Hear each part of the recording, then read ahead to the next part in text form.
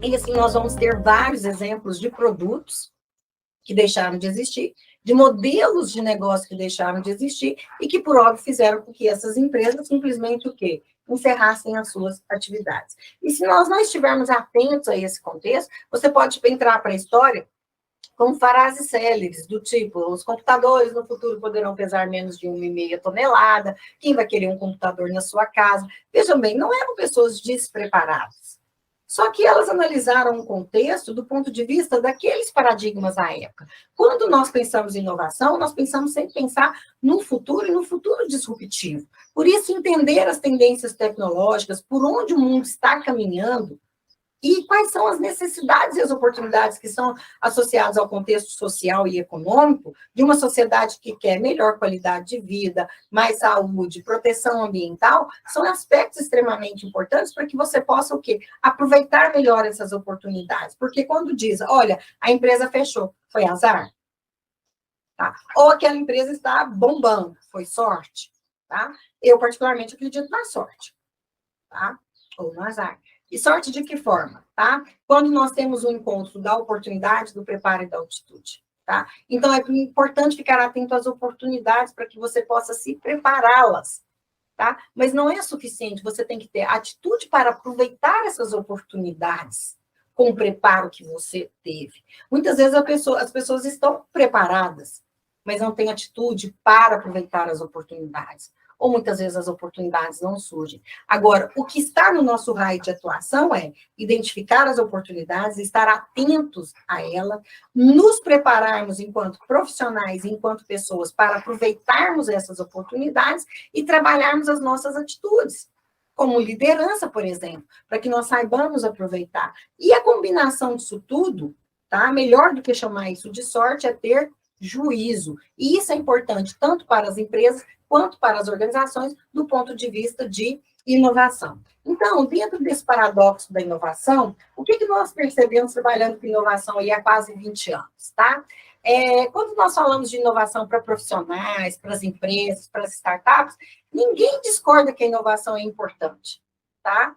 Para a prosperidade, para a continuidade dos negócios. Ninguém discorda do que eu falei da importância da inovação para o emprego de qualidade, para o desenvolvimento das nações, a relação disso com a competitividade das organizações de países de nação. Qual é o problema que está associado? O que nós percebemos é que, de fato, apesar de todos concordarem com isso, poucos sabem, de fato, como inovar. Por quê? Porque você tem que avaliar as questões associadas ao quê? Primeiro, a viabilidade técnica, a viabilidade econômica, a viabilidade comercial. Você tem que saber quais são as tendências tecnológicas, quais são as oportunidades, e fazer com que a inovação não seja um evento esporádico, mas que a inovação seja um evento contínuo para aquela organização, tá? E isso é muito importante que a gente esteja antenado, principalmente com as questões das tendências, das oportunidades, das necessidades. A principal dificuldade que nós percebemos com os alunos de pós-graduação, mestrado, doutorado, quando eles procuram, está associado o quê? Com a escolha do tema.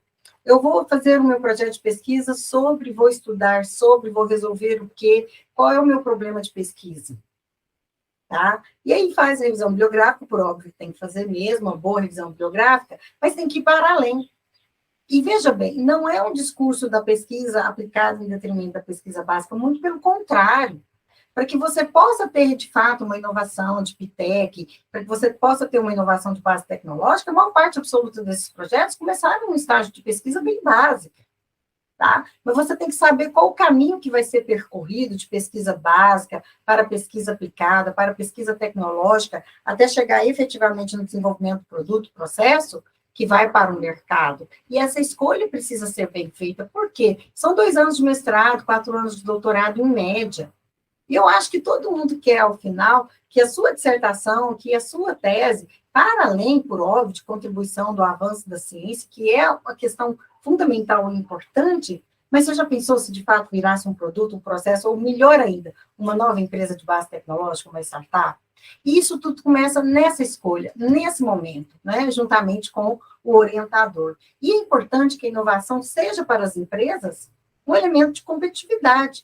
Ao finalizar o mestrado e doutorado, alguns alunos, alguns estudantes, alguns profissionais irão para as universidades, irão para os institutos de pesquisa. Mas a maioria vão para o mercado. E vão para o mercado de trabalho, vão trabalhar com empresas, com organizações. E é necessário que tenha esse conhecimento de como fazer a inovação um instrumento de competitividade. E a pesquisa, ela é fundamental para isso. A pesquisa e o desenvolvimento são fundamentais para esse processo de inovação. Então, você tem que saber liderar para inovar, para, de fato, fazer com que a inovação aconteça. Então, é doído dizer isso, mas a dissertação de mestrado não é inovação, a tese de doutorado não é inovação, a propriedade intelectual, a patente não é inovação. São resultados de pesquisa importantes. O paper não é inovação, é a disseminação da pesquisa e é muito importante para a contribuição e o avanço da ciência. Mas inovação só será aquilo que efetivamente chegar ao mercado. Então, tem que ficar muito atento a essas escolhas e a esses objetos. Por óbvio que nem tudo vai virar inovação e nem deve virar inovação. Mas aqueles que desejam inovar precisam de compreender esse processo de inovação. Então, a inovação, ela sempre existiu, tá? O que acontece hoje é a dinâmica com que essa inovação acontece, que faz com que a disseminação seja muito rápida. E aí, a inovação, ela vira commodity, tá? Mesmo as inovações tecnológicas. Então, você fazer com que a inovação perpetue gerando valor, esse é o grande desafio. Às vezes, o desafio não é o primeiro produto inovador, mas fazer com que esse produto, ele se reinvente, ou que a empresa seja capaz de colocar novos produtos no mercado de forma contínua. E o que é essa disseminação? A gente pode ilustrar, por exemplo, a televisão preto e branco, ela gastou 20 anos para atingir 1 milhão de usuários. O iPad, ele fez a mesma coisa em 28 dias. Tá? E a inovação, às vezes, como a gente pensa na inovação de base tecnológica e produtos, né, sei lá, o smartphone, o satélite, o foguete, tá? Mas ela acontece o tempo todo. E aí você tem, às vezes, as mesmas necessidades de sempre. Eu gosto muito desse exemplo aí do barbeador, tá? Mas que numa lâmina dessa aí, você tem 70 patentes envolvidas para trazer, de fato, o melhor produto para o mercado, se reinventando uma necessidade sempre, mas de forma diferente. E isso é uma vibe extremamente importante, que é você levar o quê? Inovação para os setores tradicionais, como o agro, a mineração. São setores tradicionais e que dependem muito de inovação, principalmente inovação de processo. E a gente tem que estar atento a como fazer isso, principalmente pensando na questão do desenvolvimento sustentável, do impacto ambiental, da otimização dos recursos. Isso é inovação. Então, veja bem, o homem gastou aí, tá, quase 2.000 anos para sair de uma velocidade de 20 km por hora para chegar a uma velocidade de 30 km por hora. Tá? E em menos de 50 anos ele conseguiu atingir uma velocidade, desculpa, de 200 mil km por hora. Essa é a disseminação da inovação. Então, hoje, o processo de inovação não é mais linear, como foi muito ao longo da história da humanidade. Ele é um processo disruptivo, quase que exponencial, tá? Porque as inovações, elas vão dando saltos, e a gente vê isso na área de biotecnologia, de inteligência artificial e outras áreas do conhecimento. Bom, e dentro desse contexto, tá? Eu já tinha comentado sobre a questão da destruição criativa proposta por Schumpeter, é isso que as organizações precisam ficar atentas. Tá? Então, você tem hoje aí essas empresas que trazem modelos de negócio que simplesmente revolucionaram, tá? O mercado e fez com que muitas empresas, às vezes, deixassem de existir. Tá? Então, Spotify, YouTube, Tesla, Google, Airbnb, são exemplos de modelos de negócio e de inovação que complicou a vida de muita gente, ao mesmo passo que o quê? Trouxe um conforto, trouxe uma disseminação, uma inclusão da tecnologia que nós nunca tínhamos visto antes na história da humanidade, né? Então, a inovação ela pode ser incremental, ela pode ser radical, ela pode ser de produto, ela pode ser de processo, ela pode ser mercado, ela pode ser organizacional. A inovação ela pode ser só para a empresa.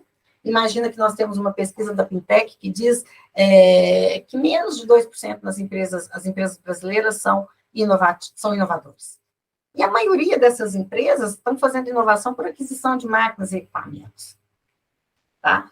E essas empresas, principalmente do ponto de vista industrial, são responsáveis por quase 20% do PIB industrial.